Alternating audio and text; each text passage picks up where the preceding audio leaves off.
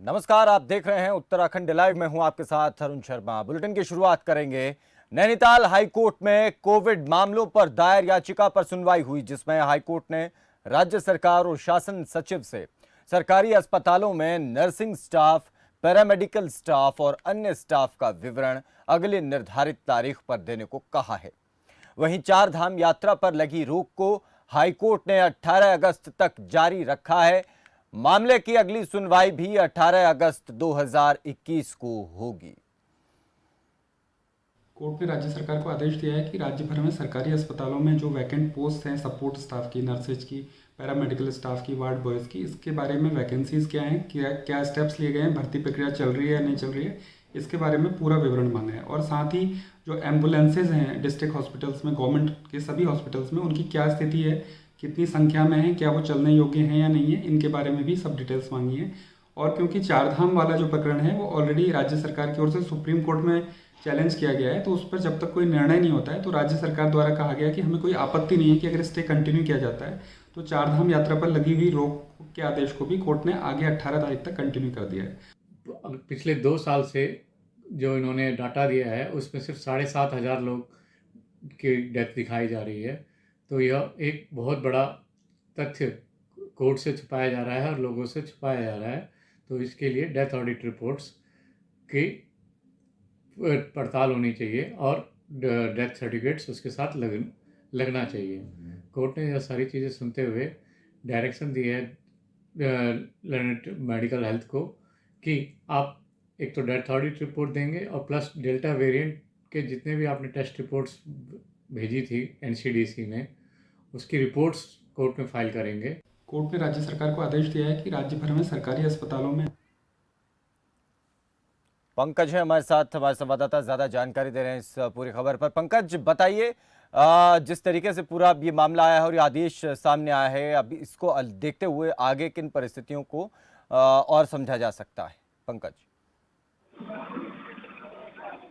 Nainital high court ने Covid मामलों को लेकर दायर याचिका सुनवाई की है, जिसमें हाईकोर्ट ने राज्य सरकार और शासन सचिव, अस्पताल, नर्सिंग होम, पैरामेडिकल, अन्य स्टाफों का विवरण अलग अलग निर्धारित किया है तथा दूसरी अलग तिथि को कहा है कि चारधाम यात्रा पर भी रोक लगाई जाएगी। ये रोक 18 अगस्त तक जारी रखी जाएगी। और इसमें आपको बताना चाहूंगा कि मामले की सुनवाई 18 अगस्त 2021 को होगी, जिसके अलावा अन्य राज्य सरकारी राज्य में अस्पताल हो गए या अलग चीजें हो गई, वार्ड वगैरह हो गया, स्पोर्ट स्टाफ हो गए, इन पे भी संज्ञान लिया जाएगा। ठीक है, चलिए, बहुत शुक्रिया पंकज इस पूरी जानकारी के लिए। तो अब नैनीताल हाईकोर्ट की तरफ से ये सुनवाई हुई, जिसमें आदेश दिया गया है अगले आदेश तक के लिए चारधाम की यात्रा पर रोक लगा दी गई है। उधर देहरादून समेत कई जगहों पर लगातार तेज बारिश का सिलसिला जारी है। मौसम विभाग की पहाड़ से मैदान तक भारी बारिश की चेतावनी के बाद प्रशासन, एसडीआरएफ और आपदा प्रबंधन टीमें अलर्ट मोड में हैं। बता दें कि मौसम विभाग के पूर्व अनुमान के तहत देहरादून, टिहरी, पौड़ी, उत्तरकाशी, नैनीताल, बागेश्वर और पिथौरागढ़ में भारी बारिश हो सकती है, जिसे देखते हुए मौसम विभाग ने इन 7 जिलों में 28-29 जुलाई के लिए ऑरेंज अलर्ट जारी किया है। इसकी वजह से जो मानसून एक्टिविटी है वो सक्रिय मानसून आज जो है वो रहा है। आगे जो 3 दिन है 28, 29, 30 है, तो इसमें भी इसी तरह की एक्टिविटी वो चलने वाली है। तो आप ये कह सकते हैं कि ज़्यादातर जगहों में हल्की से मध्यम बारिश पूरे प्रदेश में मिलेगी। उसके साथ साथ भारी या बहुत भारी बारिश है, उसकी भी जो अच्छी संभावना है कि कहीं कहीं पर वो भी मिलेगी। उसमें जनपद वाइज अगर बात करें तो उसमें विशेषकर मैं कहूँगा उत्तरकाशी है, टिहरी है, या फिर देहरादून एंड पौड़ी डिस्ट्रिक्ट से जो कि गढ़वाल रीजन के हैं। इसी तरह कुमाऊं रीजन में देखें तो पिथौरागढ़ है, बागेश्वर है, या फिर नैनीताल, चंपावत डिस्ट्रिक्ट है, तो इनमें संभावनाएं ज़्यादा है। चलिए, इस बीच एक बड़ी खबर आ रही है, आपको बता दें पिथौरागढ़ से, जहां पर चंडाक में बारिश से दरकी पहाड़ी। जी हां, ये पहाड़ी दरकने से रास्ता ब्लॉक हो गया और प्रशासन ने मुस्तैदी के साथ रास्ते को साफ करके आवाजाही को बहाल किया है। तो बड़ी खबर हम आपको बता रहे हैं पिथौरागढ़ से, जहां पर चंडाक में बारिश की वजह से पहाड़ी दरक गई और रास्ता ब्लॉक हो गया। उसके बाद प्रशासन ने रास्ते को साफ किया और आवाजाही सुचारू तरीके से आगे चल पाई। तो बड़ी खबर पिथौरागढ़ से, जहां पर भारी बारिश लगातार चल रही है। और एक बार फिर से पिथौरागढ़ से ये पहाड़ी के दरकने की खबर। मनीष हैं हमारे संवाददाता, ज्यादा जानकारी दे रहे हैं। मनीष, बताएं इस खबर पर पूरा अपडेट। अरुण जी, मैं आपको बता देना चाहूंगा कि सुबह से पिथौरागढ़ में बहुत तेज बारिश चल रही थी, जिसके चलते कई राजमार्गों में पहाड़ी दरकने से रास्ते ब्लॉक हो गए थे, जिसमें से एक चंडाल पिथौरागढ़ राजमार्ग भी है, जिसमें पहाड़ी गिरने से मलबा आ गया रोड में, तो इस वजह से रोड बंद हो गई थी। और प्रशासन को इसकी सूचना मिलने के बाद प्रशासन के द्वारा वहां जेसीबी के द्वारा मलबा हटा के आम जनता के लिए आवाजाही के लिए रास्ता खोल दिया गया है। तो फिलहाल रास्ते सुगम है, सुचारू रूप से यातायात चल रहा है मनीष? जी, अभी तो बारिश थोड़ी बंद है, तो इस वजह से रास्ते सारे के सारे खुले हैं, लेकिन पिथौरागढ़ में बारिश की संभावना देखते हुए जिलाधिकारी के द्वारा भी हाई अलर्ट जोन बनाया गया है, जिसमें सारे प्रशासनिक अधिकारियों और आपदा प्रबंधन को ये बता दिया गया है कि सब जगह वो मुस्तैदी के साथ तैयारी पे रहें। कहीं भी अगर रोड ब्लॉक होती है तो उसकी तुरंत सूचना लेते हुए वहां पर तुरंत कार्रवाई की जाए। जी, चलिए, बहुत शुक्रिया मनीष इस पूरी जानकारी के लिए। तो चंडाक में भारी बारिश हुई, जिसकी वजह से पहाड़ी दरक गई और पहाड़ी दरकने का ये पूरा का पूरा मामला सामने आया। तस्वीरें आपको हम दिखा रहे हैं, तस्वीरों के जरिए आप देख और समझ सकते हैं कि किस तरीके से ये पहाड़ी दरकी है। उसके बाद रास्ता पूरा रुक गया था, प्रशासन वहां पर पहुंचा और उसके बाद पूरे रास्ते को खाली कराया गया, रास्ता साफ हुआ, उसके बाद यातायात जो है वो सुचारू रूप से चल पाया। तो ये कहीं ना कहीं प्रकृति के साथ छेड़छाड़ की भी तस्वीरें हम आप इसे कह सकते हैं। उधर बागेश्वर जिले में तेज बरसात के चलते जिले में 20 सड़कें बाधित रहीं। जिला आपदा प्रबंधन विभाग समेत एसडीआरएफ की टीमें अलर्ट मोड पर हैं। वहीं तेज बारिश के चलते गिरिछीना सोमेश्वर अल्मोड़ा स्टेट हाईवे पर पेड़ गिरने से राजमार्ग 2 घंटे तक बाधित रहा। यातायात बाधित होने से लोगों को परेशानी का सामना करना पड़ा। लोक निर्माण विभाग की ओर से बंद सड़कों को खोलने की कवायद जारी है। आपदा अधिकारी ने बताया कि जल्द बंद सड़कें खोल दी जाएंगी। जिन ग्रामों में यातायात अभी बाधित है, उन जगहों पर राशन, बिजली, पेयजल आपूर्ति में किसी प्रकार दिक्कतें ना हों, इसके लेकर संबंधित विभाग को निर्देश दे दिए गए हैं। मौसम विभाग का हमारे पास जो अलर्ट आया है, इसमें अभी हमारे पास 1 अगस्त तक भारी बारिश की चेतावनी बताई रखी है। तो हमने अभी सभी विभागों को, तहसील थानों को और सारे कंसर्निंग जितनी एजेंसीज हैं सबको अलर्ट कर रखा है।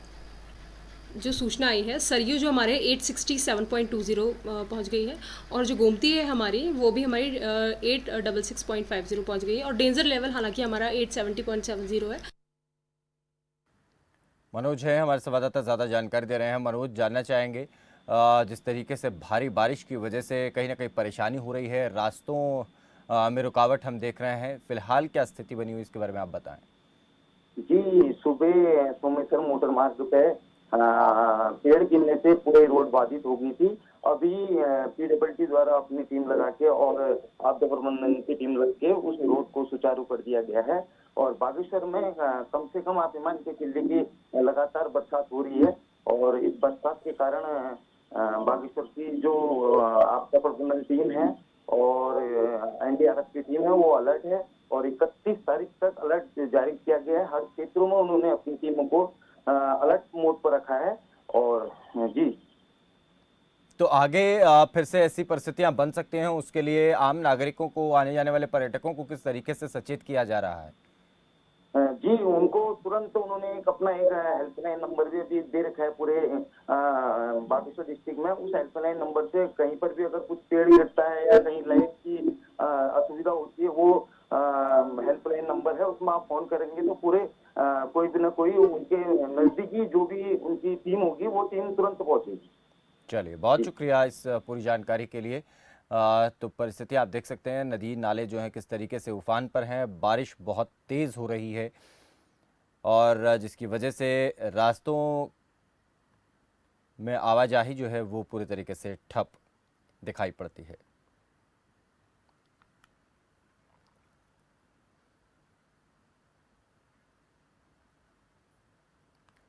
चलिए, एक बड़ी खबर इस बीच आपको बता दें, देहरादून से ये बड़ी खबर आ रही है जहां कांग्रेस कार्यकारी अध्यक्षों को जिम्मेदारी मिली है। जी हां, नई जिम्मेदारी कांग्रेस के कार्यकारी अध्यक्षों को, 3 कार्यकारी अध्यक्ष अब विधानसभाओं की जिम्मेदारी संभालेंगे। संजीत रावत को गढ़वाल क्षेत्र की जिम्मेदारी दी गई है। इसके अलावा जीतराम आर्य जो है वो कुमाऊं का कार्यभार संभालेंगे और तिलकराज बेहड़ को मैदानी क्षेत्रों की जिम्मेदारी दी गई है। कैलाश जोशी हमारे साथ हैं, ज़्यादा जानकारी दे रहे हैं। कैलाश, बताएं, अब कांग्रेस पार्टी ने जिम्मेदारियां अब जो हैं वो 3 विधानसभाओं की बांटी हैं। आगे किस तरीके से कांग्रेस पार्टी तैयारी कर रही है चुनावों की? बिल्कुल अरुण, आपको बता दूं कि कांग्रेस पार्टी में जैसे ही फेरबदल हुआ और फेरबदल होने के बाद आज जो है वो बैठक हुई और बैठक में जो है आज कार्यकारी अध्यक्ष जो पंजाब की तरफ से 4 कार्यकारी अध्यक्ष यहाँ पर बनाए गए थे, उन 4 कार्यकारी अध्यक्षों में जो है रंजीत रावत, जो कि पूर्व मुख्यमंत्री हरीश रावत के औद्योगिक सलाहकार के रूप में कार्य किया हुआ है, उनके पास काफी महत्वपूर्ण जो है जिम्मेदारी पूर्ववर्ती सरकार में रही है। उनको गढ़वाल मंडल में कैसे कांग्रेस को मजबूत किया जाए उसकी जिम्मेदारी जो है उनको। वहीं गढ़वाल मंडल से जो प्रोफेसर जीतराम जी हैं वो भी काफी पुराने और अनुभवी कांग्रेसी नेता है, उनको कुमाऊं मंडल का प्रभार दिया गया है। वहीं जो तिलकराज बेहड़ की अगर बात करते हैं तो तिलकराज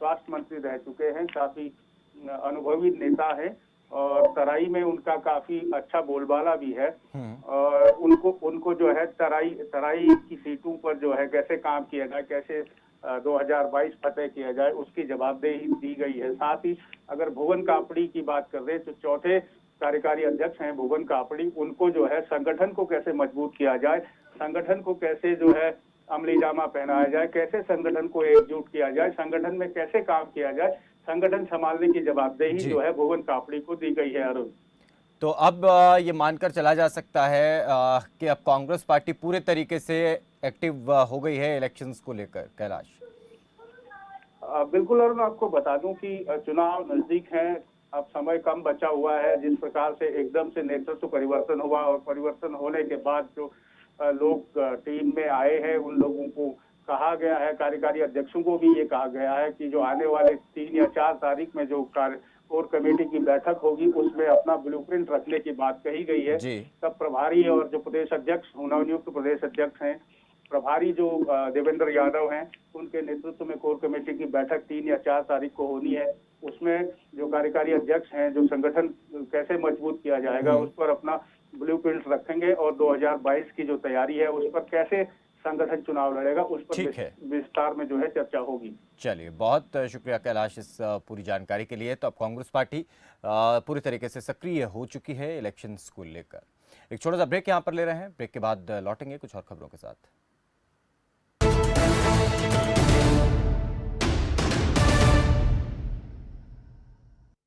अगर कोरोना महामारी के चलते आपके या आपके किसी जान पहचान के परिवार में कोरोना से मृत्यु हुई है तो आप हिम्मत न हारें। दिल्ली सरकार आपके साथ खड़ी है। कोविड से अपनों को खोने वाले परिवारों के लिए दिल्ली सरकार ने मुख्यमंत्री कोविड-19 परिवार आर्थिक सहायता योजना शुरू की है। इससे आप 2 तरह से सहायता प्राप्त कर सकते हैं। मासिक आर्थिक सहायता, कोविड से जिन्होंने अपने परिवारों में कमाने वालों को खोया है उन्हें हर महीने 2,500 रुपए की आर्थिक सहायता दी जाएगी।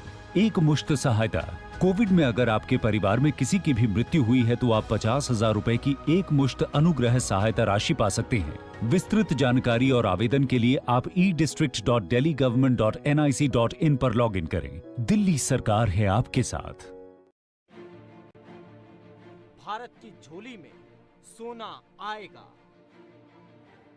जापानी धरती पर तिरंगा लहराएगा, दुनिया के कोने कोने से खिलाड़ियों का लगेगा मेला। अब होगा सबसे बड़ा खेला। एसिडिटी, गैस, खट्टी डकार, पेट फूलना और कब्ज, ऐसे में मेरी सलाह है आयुर्वेदिक मुल्तानी पचमीना। ये पेट की सभी समस्याओं में पूरी तरह आराम देता है और पाचन शक्ति बढ़ाता है। मुल्तानी पचमीना, पाचन एक्सपर्ट। शहर जो कभी रुकता नहीं, न रुकती है खबरों की रफ्तार। मंत्री से संतरी, पहर दर पहर, हर वो खबर जिसका पड़ता है असर। मेरा शहर मेरी खबर, देखिए सिर्फ खबर फास्ट पर।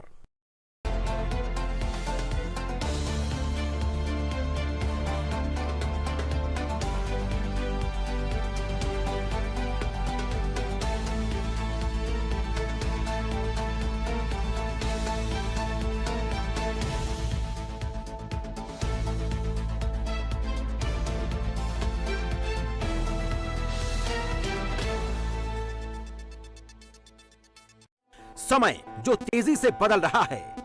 इस तेजी से बदलते समय के साथ बदलती है दुनिया तेजी से। देश हो या विदेश, मनोरंजन हो या खेल, 25 मिनट में देश विदेश की हर खबर पहुंचेगी आप तक। न्यूज शॉर्ट्स, सिर्फ खबर।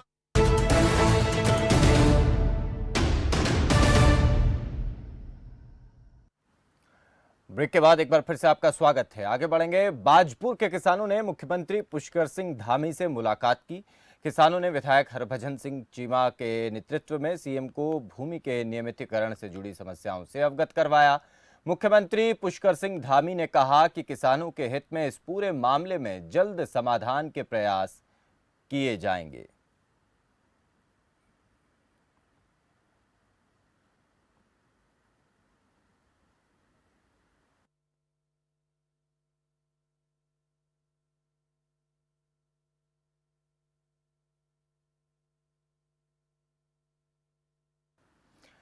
उधर प्रदेश कांग्रेस अध्यक्ष की जिम्मेदारी संभालने के बाद गणेश गोदियाल ने पहली बार प्रेस कॉन्फ्रेंस कर सरकार को आड़े हाथों लिया। प्रदेश अध्यक्ष ने सरकार पर द्वेष भावना के चलते कई जनहितकारी योजनाओं को बंद करने का आरोप लगाया।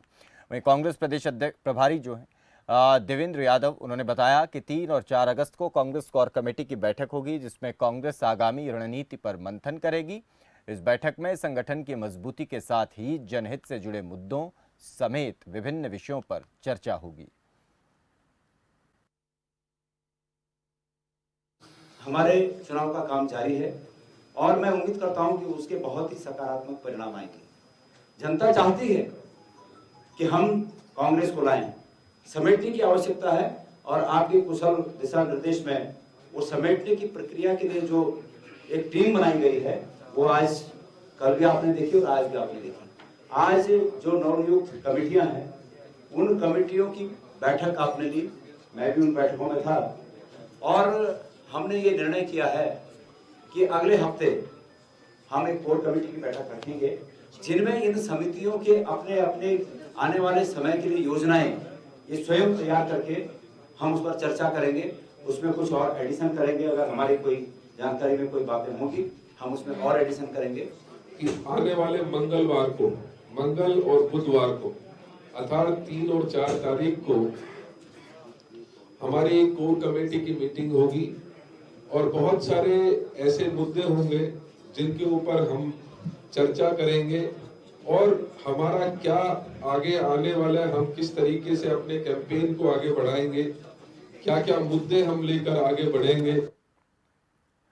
उत्तराखंड में आगामी विधानसभा चुनाव को लेकर सभी राजनीतिक दल अपनी अपनी तैयारियां करने में जुटे हैं। इसी कड़ी में उत्तराखंड क्रांति दल के केंद्रीय अध्यक्ष काशी सिंह नेरी आज हल्द्वानी पहुंचे, जहां कार्यकर्ताओं ने उनका जोरदार स्वागत किया।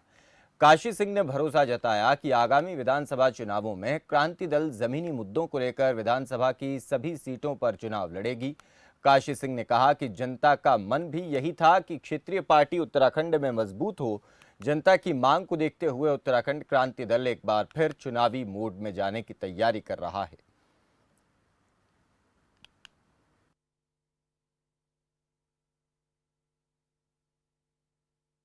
हम पूरे 70 सीटों पर चुनाव लड़ेंगे। मुद्दे हमारे, मैंने कहा कि मुद्दों पर तो उत्तराखंड क्रांति दल ही चुनाव लड़ता है, बाकी तो धनबल और बाहुबल पर चुनाव लड़ते हैं, मैनेजमेंट पर चुनाव लड़ते हैं। मुद्दों पर हम ही लड़ते रहे हैं, आगे भी उन्हीं मुद्दों को लेके जनता के बीच में जाएंगे।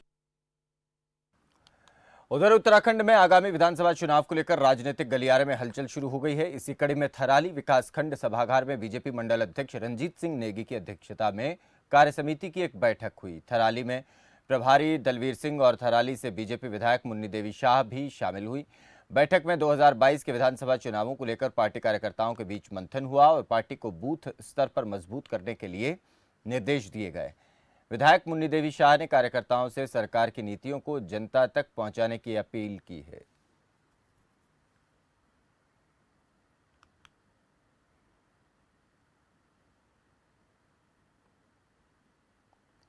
तो लगातार सभी राजनीतिक दल जो हैं वो चुनाव की तैयारियों में जुटे हुए हैं। इसी कड़ी में भारतीय जनता पार्टी ने भी ये कार्यकर्ताओं के साथ एक बैठक की। लेकिन इस समय हमारा जो कार्यकर्ताओं में जो भरने का कार्यक्रम है और सबसे पहले जो हमारा बूथ मजबूत होगा तो पार्टी मजबूत होगी। बूथ पे जो है पन्ना प्रमुख बन रहे हैं और 2022 में जो है पार्टी शीर्ष नेतृत्व द्वारा जो भी निर्णय लिया जाएगा उसके अनुसार जो हम कार्यक्रम किए जाएंगे और जिसे भी टिकट देगा पार्टी जो है मजबूती के साथ उसके साथ खड़ा रहेगी। हमारा कार्यक्रम यहाँ पे जो है मैं यहाँ पे जो है मंडल का प्रभारी हूँ और यहाँ पे जो भी कार्यकर्ताओं की जो भी समस्या है उनको शीर्ष नेतृत्व तक, सरकार तक, संगठन तक पहुँचाना मेरा दायित्व है। इसके लिए मैं यहाँ पे संगठन ने भेजा है और हम यह कार्यक्रम कर रहे हैं और पार्टी की जो है मजबूत रणनीति बन रही है। 2022 हम निश्चित रूप से फतेह करेंगे। उत्तराखंड नवनिर्माण एजेंडे के साथ आम आदमी पार्टी लगातार युवाओं से संपर्क साध रही है। प्रदेश के अलग अलग जिलों में युवा संवाद कार्यक्रम हो रहे हैं। कपकोट में भी आम आदमी पार्टी ने युवा संवाद कार्यक्रम का आयोजन किया, जहां आप नेता कर्नल कोठियाल ने स्थानीय युवाओं से पलायन, बेरोजगारी और पहाड़ी संसाधनों के मुद्दे पर संवाद किया।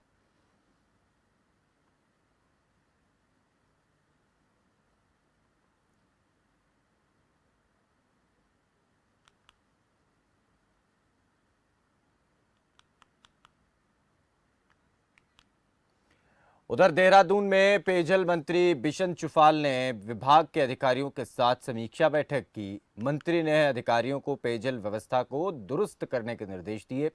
उत्तराखंड के 31 शहरों में अमृत योजना के तहत घर घर पानी पहुंचाया जाना है, लेकिन विभाग अब तक केवल 5 शहरों में ही 90% काम पूरा कर पाया है। बैठक में एजेंसी को काम में आ रही समस्याओं के समाधान के लिए एक कार्यदायी एजेंसी बनाने के निर्देश भी दिए गए।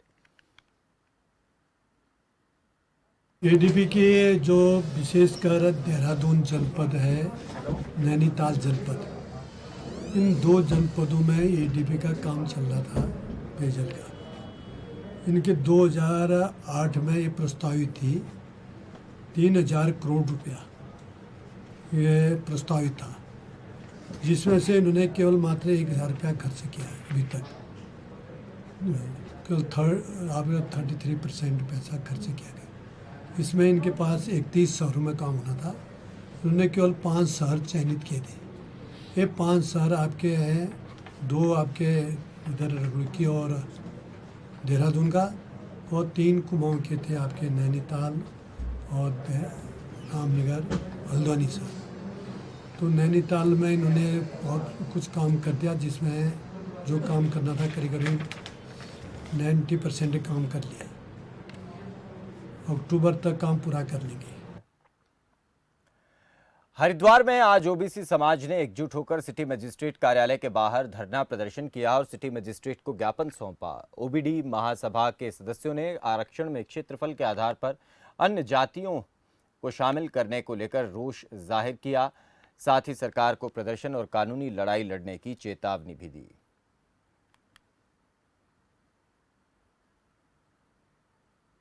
पूरे उत्तराखंड में इन्होंने सवर्ण जातियों को भी क्षेत्रफल के आधार पर ओबीसी आरक्षण दिया हुआ, और ये आरक्षण मात्र 14% सन 2000 में दिया था, जिस समय उत्तराखंड बना था। आज की तारीख में कम से कम 25 जातीय समूहों को इसमें वर्ग शामिल कर लिया गया। पूरा मुंशियारी, पिथौरागढ़, उत्तरकाशी, टिहरी की पट्टियाँ सबको उन्होंने क्षेत्रफल के आधार पे ओबीसी समाज में शामिल कर दिया। लेकिन आरक्षण का जो प्रतिशत है वो 14 के 14% है।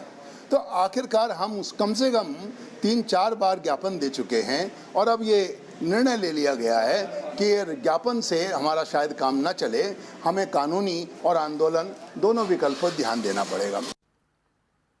चलिए इसी के साथ इस बुलेटिन में फिलहाल इतना ही। दीजिए इजाजत। नमस्कार।